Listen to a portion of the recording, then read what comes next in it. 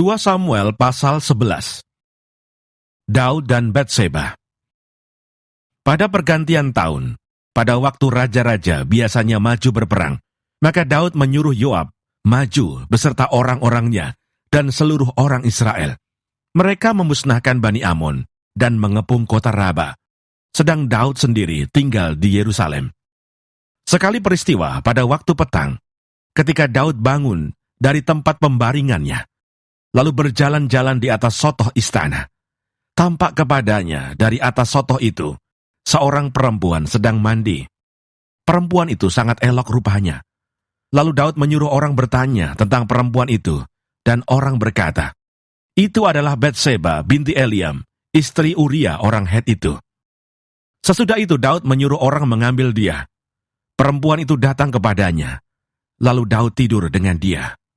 Perempuan itu baru selesai membersihkan diri dari kenajisannya. Kemudian pulanglah perempuan itu ke rumahnya. Lalu mengandunglah perempuan itu, dan disuruhnya orang memberitahukan kepada Daud demikian, "Aku mengandung." Lalu Daud menyuruh orang kepada Yoab mengatakan, "Suruhlah Uria orang Het itu datang kepadaku." Maka Yoab menyuruh Uria menghadap Daud. Ketika Uria masuk menghadap dia, bertanyalah Daud tentang keadaan Yoab dan tentara dan keadaan perang. Kemudian berkatalah Daud kepada Uria, "Pergilah ke rumahmu dan basuhlah kakimu." Ketika Uria keluar dari istana, maka orang menyusul dia dengan membawa hadiah raja. Tetapi Uria membaringkan diri di depan pintu istana bersama-sama hamba tuannya dan tidak pergi ke rumahnya. Diberitahukan kepada Daud demikian, Uria tidak pergi ke rumahnya. Lalu berkatalah Daud kepada Uria, "Bukankah engkau baru pulang dari perjalanan? Mengapa engkau tidak pergi ke rumahmu?" Tetapi Uria berkata kepada Daud, "Tabut serta orang Israel dan orang Yehuda diam dalam pondok. Juga tuanku Yoab dan hamba-hamba tuanku sendiri berkemah di padang. Masakan aku pulang ke rumahku untuk makan dan minum dan tidur dengan istriku? Demi hidupmu dan demi nyawamu, aku takkan melakukan hal itu." Kata Daud kepada Uria, "Tinggallah hari ini di sini, besok aku akan melepas engkau pergi." Jadi Uria tinggal di Yerusalem pada hari itu.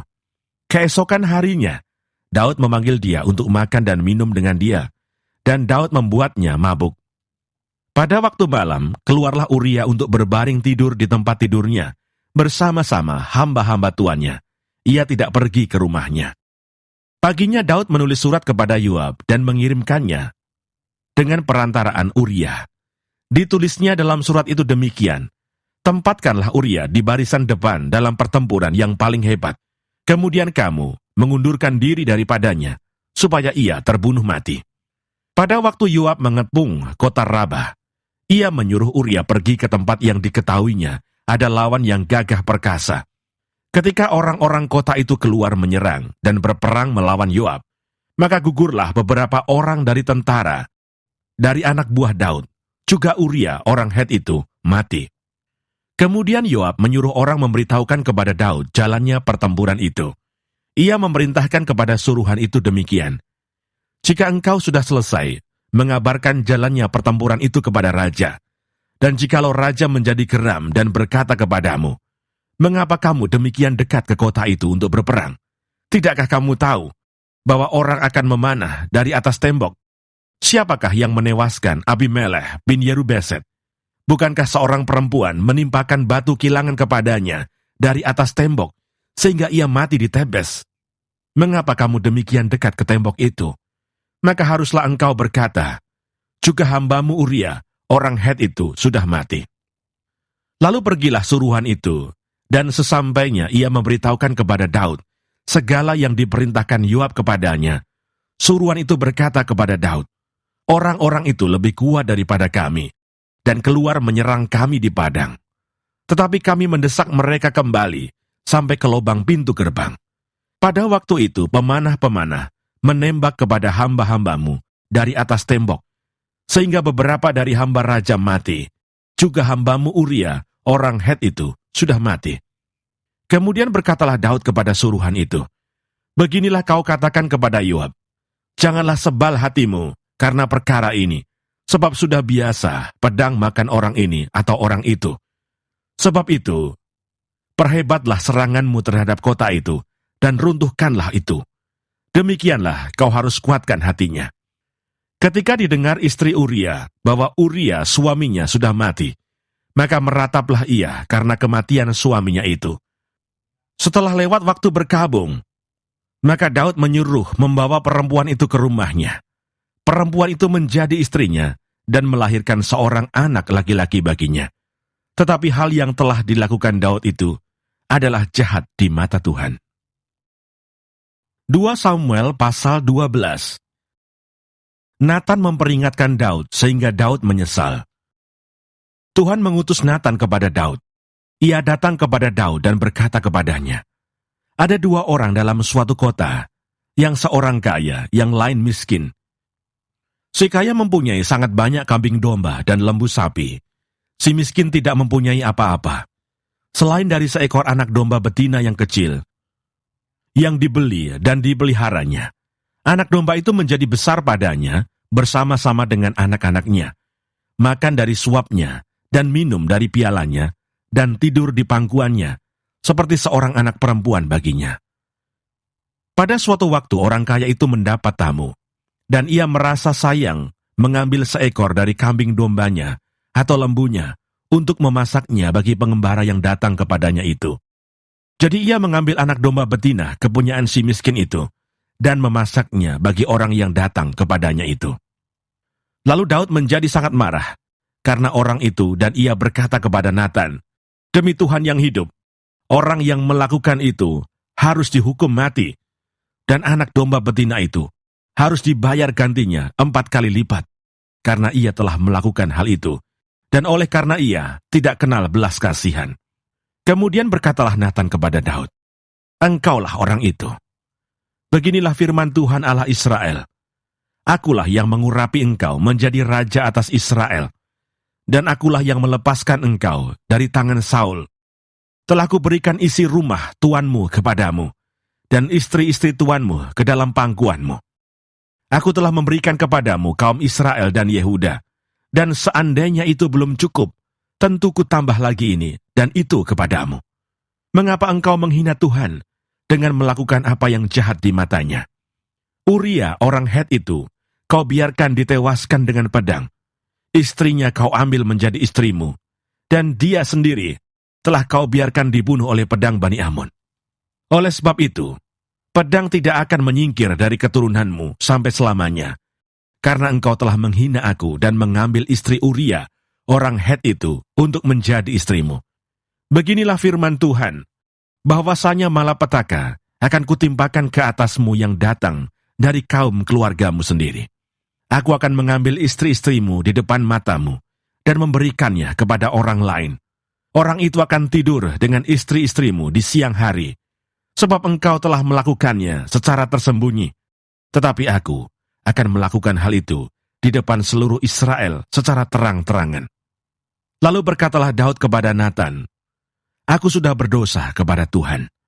Dan Natan berkata kepada Daud, Tuhan telah menjauhkan dosamu itu, engkau tidak akan mati. Walaupun demikian, karena engkau dengan perbuatan ini telah sangat menista Tuhan, pastilah anak yang lahir bagimu itu akan mati. Kemudian pergilah Natan ke rumahnya, dan Tuhan menulahi anak yang dilahirkan, bekas istri Uria bagi Daud, sehingga sakit. Lalu Daud memohon kepada Allah oleh karena anak itu. Ia berpuasa dengan tekun, dan apabila ia masuk ke dalam, semalam-malaman itu, ia berbaring di tanah.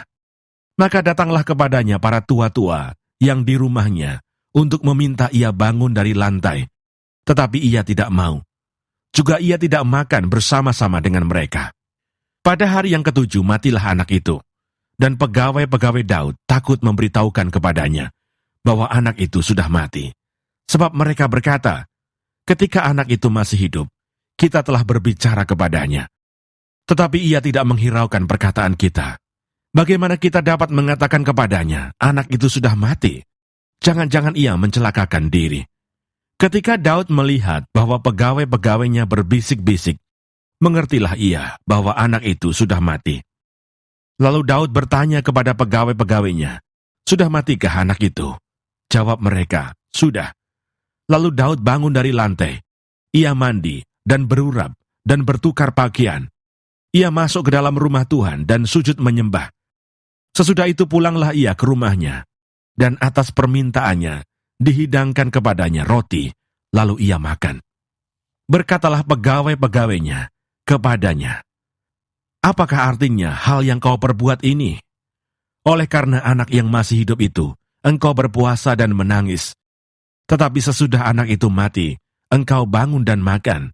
Jawabnya, "Selagi anak itu hidup, aku berpuasa dan menangis, karena pikirku, siapa tahu Tuhan mengasihani aku, sehingga anak itu tetap hidup. Tetapi sekarang ia sudah mati. Mengapa aku harus berpuasa? Dapatkah aku mengembalikannya lagi? Aku yang akan pergi kepadanya, tetapi ia tidak akan kembali kepadaku." Kemudian Daud menghibur hati Batsheba, istrinya. Ia menghampiri perempuan itu dan tidur dengan dia. Dan perempuan itu melahirkan seorang anak laki-laki. Lalu Daud memberi nama Salomo kepada anak itu. Tuhan mengasihi anak ini, dan dengan perantaraan Nabi Natan, ia menyuruh menamakan anak itu Yedija, oleh karena Tuhan. Perang melawan Bani Amon berakhir. Yoab berperang melawan Raba, kota Bani Amon, dan ia merebut kota kerajaan. Lalu Yoab menyuruh orang kepada Daud dengan pesan, "Aku berperang melawan kota Raba, dan telah merebut pula kota Air. Oleh karena itu, kumpulkanlah sisa tentara, kepunglah kota itu, dan rebutlah, supaya jangan aku yang merebut kota itu, dan jangan namaku menjadi juga nama kota itu." Sesudah itu Daud mengumpulkan seluruh tentara. Ia berangkat ke kota Raba dan berperang melawannya, lalu merebutnya. Ia mengambil mahkota dari kepala raja mereka, beratnya setalenta emas, bertahtakan sebuah batu permata yang mahal, dan itu dikenakan pada kepala Daud. Juga diangkutnya banyak sekali jarahan dari kota itu. Penduduk kota itu diangkutnya dan dipaksanya bekerja dengan gergaji, penggerek besi dan kapak. Juga dipekerjakannya mereka di tempat pembuatan batu bata. Demikianlah juga diperlakukan Daud segala kota Bani Amon. Sesudah itu pulanglah Daud dengan seluruh tentara ke Yerusalem. 2 Samuel pasal 13. Abnon dan Tamar. Sesudah itu terjadilah yang berikut. Absalom bin Daud mempunyai seorang adik perempuan yang cantik, namanya Tamar. Dan Abnon bin Daud jatuh cinta kepadanya. Hati Abnon sangat tergoda, sehingga ia jatuh sakit karena Tamar, saudaranya itu. Sebab anak perempuan itu masih perawan, dan menurut anggapan Abnon, mustahil untuk melakukan sesuatu terhadap dia. Abnon mempunyai seorang sahabat bernama Yonadab, anak Simea, kakak Daud. Yonadab itu seorang yang sangat cerdik. Katanya kepada Abnon, "Hai anak raja, mengapa engkau demikian merana setiap pagi? Tidakkah lebih baik engkau memberitahukannya kepadaku?" Kata Abnon kepadanya, "Aku cinta kepada Tamar, adik perempuan Absalom, saudaraku itu." Lalu berkatalah Yonadab kepadanya, "Berbaringlah di tempat tidurmu, dan berbuat pura-pura sakit. Apabila ayahmu datang menengok engkau, maka haruslah engkau berkata kepadanya, 'Izinkanlah adikku Tamar datang memberi aku makan.' Apabila ia menyediakan makanan di depan mataku, sehingga aku dapat melihatnya, maka aku akan memakannya dari tangannya." Sesudah itu berbaringlah Amnon dan berbuat pura-pura sakit. Ketika raja datang menengok dia, berkatalah Amnon kepada raja, "Izinkanlah adikku Tamar datang membuat barang 2 kue di depan mataku, supaya aku memakannya dari tangannya." Lalu Daud menyuruh orang kepada Tamar ke rumahnya dengan pesan, "Pergilah ke rumah Amnon, kakakmu, dan sediakanlah makanan baginya." Maka Tamar pergi ke rumah Amnon kakaknya, yang sedang berbaring-baring. Lalu anak perempuan itu mengambil adonan, meremasnya, dan membuat kue di depan matanya, kemudian dibakarnya kue itu. Sesudah itu gadis itu mengambil kuali dan mengeluarkan isinya di depan Amnon, tetapi ia tidak mau makan. Berkatalah Amnon, "Suruhlah setiap orang keluar meninggalkan aku." Lalu keluarlah setiap orang meninggalkan dia. Lalu berkatalah Amnon kepada Tamar, "Bawalah makanan itu ke dalam kamar, supaya aku memakannya dari tanganmu." Tamar mengambil kue yang disediakan itu, lalu membawanya kepada Amnon kakaknya ke dalam kamar. Ketika gadis itu menghidangkannya kepadanya supaya ia makan, dipegangnyalah gadis itu dan berkata kepadanya, "Marilah tidur dengan aku, adikku." Tetapi gadis itu berkata kepadanya, "Tidak, kakakku, jangan perkosa aku, sebab orang tidak berlaku seperti itu di Israel. Janganlah berbuat noda seperti itu. Dan aku, kemanakah ku bawa kecemaranku? Dan engkau akan dianggap sebagai orang yang bebal di Israel. Oleh sebab itu, berbicaralah dengan raja, sebab ia tidak akan menolak memberikan aku kepadamu." Tetapi Amnon tidak mau mendengarkan perkataannya, dan sebab ia lebih kuat daripadanya, diperkosanyalah dia, lalu tidur dengan dia. Kemudian timbullah kebencian yang sangat besar pada Amnon terhadap gadis itu. Bahkan lebih besar benci yang dirasanya kepada gadis itu daripada cinta yang dirasanya sebelumnya. Lalu Amnon berkata kepadanya, "Bangunlah, enyahlah." Lalu berkatalah gadis itu kepadanya, "Tidak, kakakku, sebab menyuruh aku pergi adalah lebih jahat daripada apa yang telah kau lakukan kepadaku tadi." Tetapi Amnon tidak mau mendengarkan dia. Dipanggilnya orang muda yang melayani dia, katanya, "Suruhlah perempuan ini pergi daripadaku, dan kuncilah pintu di belakangnya." Gadis itu memakai baju kurung yang maha indah, sebab demikianlah putri-putri raja yang masih perawan berpakaian baju kurung panjang. Kemudian pelayan itu menyuruh dia keluar, lalu mengunci pintu di belakangnya. Lalu Tamar menaruh abu di atas kepalanya, mengoyakkan baju kurung yang maha indah yang dipakainya, meletakkan tangannya di atas kepalanya, dan pergilah ia sambil meratap dengan nyaring. Bertanyalah Absalom kakaknya kepadanya, "Apakah Amnon kakakmu itu bersetubuh dengan engkau? Maka sekarang adikku, diamlah saja. Bukankah ia kakakmu? Janganlah begitu memikirkan perkara itu."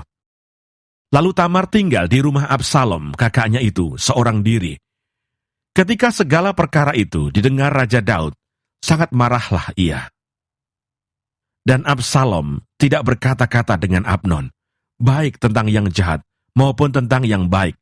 Tetapi Absalom membenci Amnon, sebab ia telah memperkosa Tamar adiknya. Amnon dibunuh, Absalom melarikan diri. Sesudah lewat 2 tahun, Absalom mengadakan pengguntingan bulu domba di Baal Hasor yang dekat kota Efraim. Lalu Absalom mengundang semua anak raja. Kemudian Absalom menghadap raja lalu berkata, "Hambamu ini mengadakan pengguntingan bulu domba. Kiranya raja dan pegawai-pegawainya ikut bersama-sama dengan hambamu ini." Tetapi raja berkata kepada Absalom, "Maaf anakku, jangan kami semua pergi, supaya kami jangan menyusahkan engkau." Lalu Absalom mendesak, tetapi raja tidak mau pergi. Ia hanya memberi restu kepadanya. Kemudian berkatalah Absalom, "Kalau tidak, izinkanlah kakakku, Amnon, pergi beserta kami." Tetapi raja menjawabnya, "Apa gunanya ia pergi bersama-sama dengan engkau?" Tetapi ketika Absalom mendesak, diizinkannyalah Amnon dan semua anak raja pergi beserta dia. Lalu Absalom memerintahkan orang-orangnya demikian, "Perhatikan, apabila hati Amnon menjadi gembira karena anggur, dan aku berkata kepadamu, paranglah Amnon, maka haruslah kamu membunuh dia. Jangan takut, bukankah aku yang memerintahkannya kepadamu? Kuatkanlah hatimu dan tunjukkanlah dirimu sebagai orang yang gagah perkasa." Orang-orang Absalom memperlakukan Amnon seperti yang diperintahkan Absalom.